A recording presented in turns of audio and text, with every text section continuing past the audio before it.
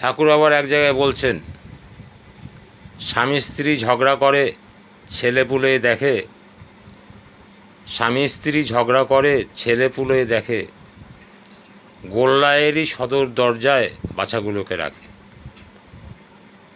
এই কথা শুনে স্বামী স্ত্রী দীক্ষা নিতে গেছিল, একটা বাচ্চা নিয়ে, সে বলছে আমি আর দীক্ষা নেব না।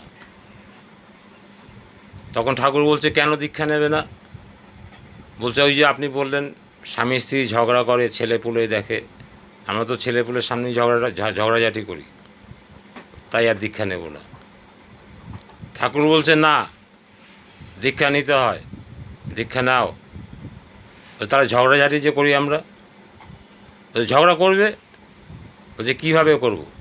বলছে যেদিন ঝগড়া করার ইচ্ছা হবে সেদিন ছেলে মেয়েদের ঘুম পাড়িয়ে দেবে, খাইয়ে দেবে, ঘুম পাড়িয়ে দেবে, দুজনে রান্নাঘরে ঢুকবে, ঢুকে সিটকানি টানাবে, এবার যার যা হাতে অস্ত্র, কেউ বেলুন, কেউ খুন্তি হাতে নেবে, নিয়ে ঝগড়া করবে। বলছে এইরকম ঝগড়া হয় নাকি? বলছে হ্যাঁ, এরকম ঝগড়া হয়। এরকম ঝগড়া করবে, তাহলেই দেখবে তোমার ছেলে মেয়েও দেখলো না, তোমাদের ঝগড়া করাটা পূর্ণ হলো।